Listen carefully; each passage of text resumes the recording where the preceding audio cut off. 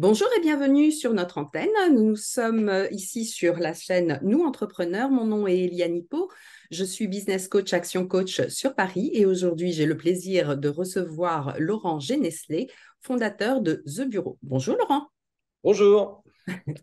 Merci d'avoir accepté notre interview. Alors, première question, est-ce que tu peux te présenter et présenter ton parcours entrepreneurial? Qu'est-ce qui a fait que tu t'es lancé dans l'entrepreneuriat? Alors, écoute, je m'appelle Laurent Geneslet. J'ai fait des études à Paris, Dauphine et le SCP, et je suis à l'époque parti à Londres pour avoir une carrière dans le trading. Donc, j'ai bossé dans des grandes banques anglaises, principalement. Et après 16 ans, j'ai eu l'opportunité, en fait, de rentrer à Paris et de regarder ce qui se passait à New York, c'est-à-dire à l'époque l'émergence de coworking tels que Neue House ou WeWork, même si c'était pas le modèle qu'on avait regardé au départ, et de dire effectivement à Paris, il n'y avait pas grand-chose qui était proposé pour les entrepreneurs. Et en faisant une étude, en fait, des bilans des différentes boîtes de l'époque, donc c'est principalement Regus, Multibureau, enfin, donc le centre d'affaires, on va dire, the old-fashioned way, je me suis dit, mais attends, il y a quand même un truc qui a pas bougé depuis 50 ans. Le marché de l'immobilier, c'est quand même quelque chose de primordial puisque c'est au centre de toutes les préoccupations des entreprises de savoir où on va mettre son centre et où est-ce qu'on va voilà, réunir ses collaborateurs. Et j'ai commencé comme ça, voilà, en me disant, avec une feuille blanche, en me disant, bon, bah voilà, let's go. On va regarder ce qu'on peut faire et comment on peut disrupter ce marché. Alors justement, tes clients sont donc des chefs d'entreprise. Est-ce que tu peux nous dire ce que tu leur proposes d'unique? Parce que c'est très particulier ce que fait The Bureau. Alors, The Bureau, on a développé un concept que j'adore qui s'appelle le Smart Way of Working, c'est-à-dire de pouvoir proposer à un entrepreneur ou un patron, peu importe, de limiter ses temps de déplacement. Donc, ça veut dire quoi? Ça veut dire avoir une adresse centrale. On a été beaucoup aidé. Évidemment, la pandémie et le confinement a servi de catalyseur pour notre proposition parce que les gens n'avaient plus envie de faire une heure de transport en commun collés les uns contre les autres. De dire que quand on est quand on est dans un bâtiment, on a aussi envie de prendre soin de soi, donc de pouvoir proposer des salles de sport. On a envie de perdre un minimum de temps pour pouvoir déjeuner, donc on a été les premiers à proposer au centre de nos centres, ouais, de nos centres, de la restauration, donc des restaurants d'entreprise qui sont gérés comme des restaurants et qui sont uniquement à usage de nos membres et de leurs invités. Et on a été les premiers voilà, dans le monde du coworking à intégrer ça chez nous. Et ça a été au début, donc ça a apporté de la lumière sur The Bureau, puisque tout le monde se disait combiner deux métiers, dont le métier le plus difficile qui est la restauration, c'est quand même un gros pari. Et on a eu de la chance, ça a été un pari gagnant avec notre première adresse au 28 cours Albert Ier, qui est une adresse dans le QCA, mais où il n'y avait rien à côté. Et donc, pour moi, ça me paraissait évident que s'il y avait un problème lié à la localisation, il fallait proposer à nos membres de pouvoir régler ce problème. Donc c'est voilà, c'est de dire une fois que vous êtes ici, il y a un design. J'aime pas le mot luxe parce que le mot luxe, c'est attaché très souvent au mot cher. Mais le haut de gamme, c'est à la fois ce qu'on voit, donc c'est une proposition hein, dans les matières, dans un univers, mais c'est surtout ce qu'on voit pas. Ça veut dire un Wi-Fi très haute qualité qui plante pas, un système de sécurité des infos, système de sécurité aussi de vos affaires quand vous êtes membre chez nous. Donc en fait, c'est ce qu'on voit pas. Et, euh, et ça a fonctionné puisqu'au début, enfin, c'est même pas au début, après quelques mois, finalement, le premier bâtiment s'est rempli tout seul puisque les membres étaient tellement contents de montrer où est-ce qu'ils travaillaient qu'ils étaient finalement nos premiers commerciaux.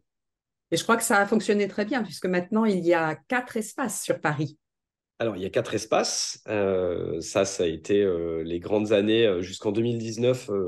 Tout le coworking français a connu de très belles années. On a évidemment tous subi de plein fouet le confinement. Vendre des bureaux quand on est obligé de rester chez soi pour travailler, ça a été un gros coup dur pour tout le monde.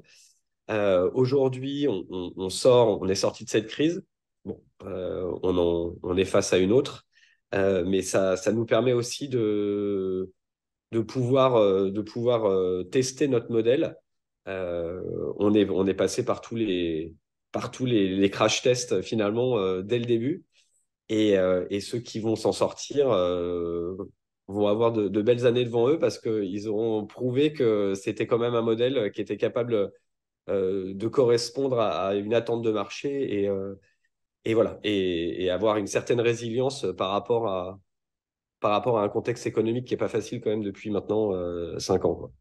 Oui, et tu me disais tout à l'heure que l'humain était au centre des préoccupations et je crois qu'il y a des ambiances très particulières dans les différents bâtiments de The Bureau d'ailleurs, hein.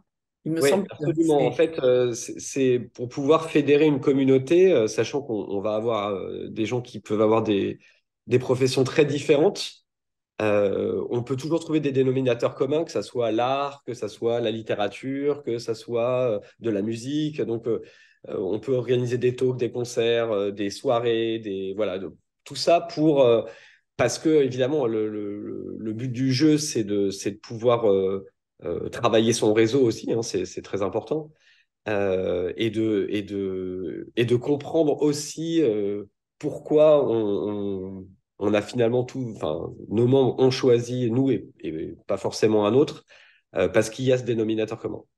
Et ce que je disais aussi, voilà, c'est que je dis souvent que pour ne pas les nommer, les concierges qui sont tellement importants chez nous, c'est le premier et le dernier sourire de la journée. Donc, c'est eux, en fait, qui vont faire que nos membres se sentent bien, que dans le service, c'est eux qui l'assurent. Donc, c'est vraiment l'âme de The Bureau. Enfin, la localisation, c'est important. Et quand j'ai regardé le marché de l'immobilier, tout le monde m'a dit la Sainte Trinité, localisation, localisation, localisation.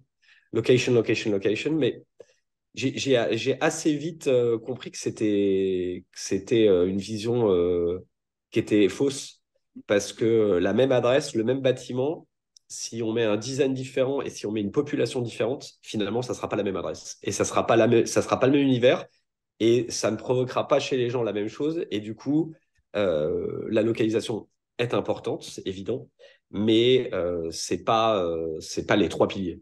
C'en est un des trois.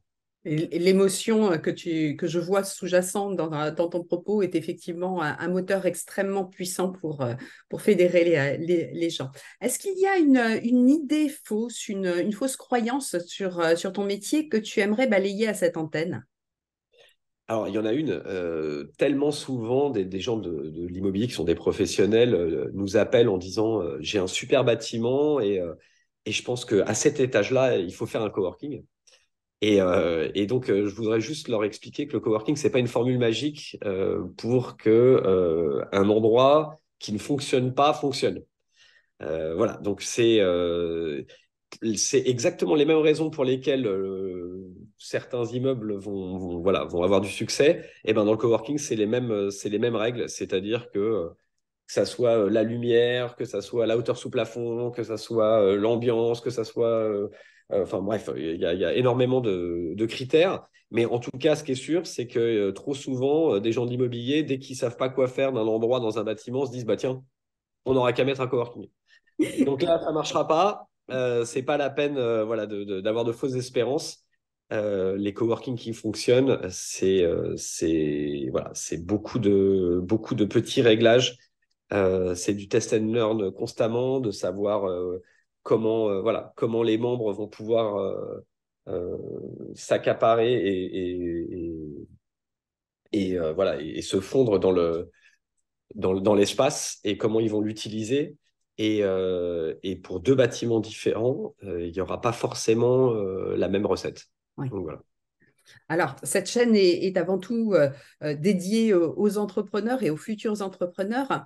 Donc, une question qui me vient, c'est quel a été ton plus gros apprentissage, quelque chose que tu n'attendais pas et quand tu t'es lancé comme ça, tu ne l'avais pas anticipé et c'est quoi?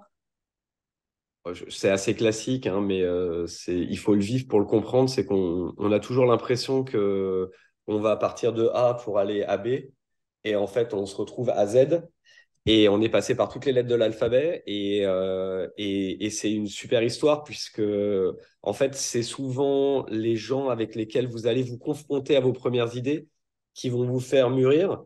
C'est évident que voilà, c'est du test and learn, hein. C'est assez rare, je pense, d'avoir voilà, d'avoir une idée précise de où on va arriver exactement et comment on va le faire.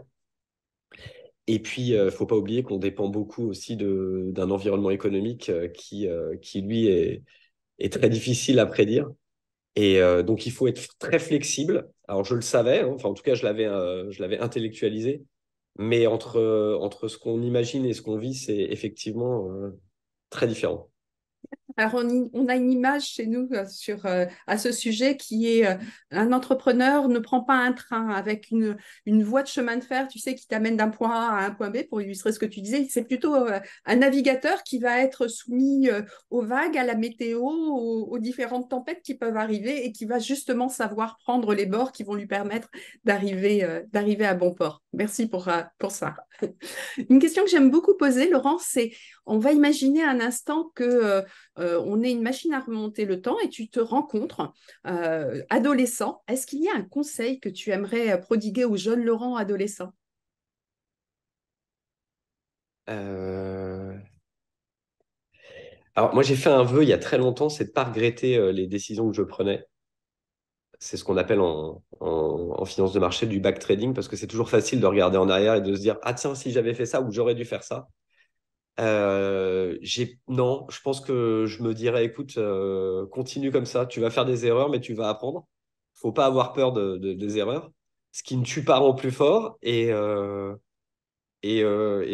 faut garder un mental de se dire, écoute, si je tombe, je me relève. Il y en a toujours qui me discréditeront, mais c'est pas très grave. Il y en a d'autres aussi qui sauront voilà, valoriser l'échec et de dire que voilà, il y a que ceux qui tentent rien qui peuvent regarder et commenter. Voilà. Donc non, je dirais au contraire, je dirais vas-y, continue comme ça et te prends pas la tête. Crois en toi, fais fi des opinions qui Ouais. pourraient être négatives. Est-ce que ça signifie aussi s'entourer des bonnes personnes? Alors ça, c'est primordial. Je crois que c'est ce qui est le plus important. De pas avoir peur de s'entourer de gens qui soient plus forts que soi, parce que c'est ça la réussite, hein. De casser l'image du petit chef et de devenir une part intégrante d'une équipe. Et quand l'équipe gagne, bah, on gagne. Donc, moi, j'ai une très grosse culture de la réussite en groupe et pas individuelle.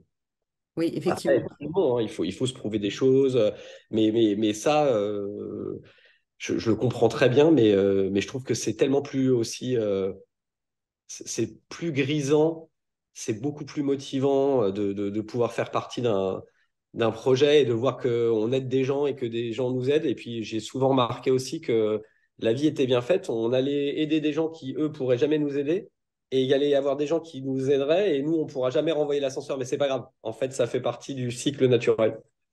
C'est tout un écosystème, effectivement, qui fonctionne. Je suis totalement en phase avec toi. S'entourer des meilleurs, avoir les connaissances de base qui permettent de savoir effectivement que ce sont les meilleurs, mais s'entourer de personnes qui ont une plus grande compétence que soi, ça fait partie des clés de réussite d'un entrepreneur.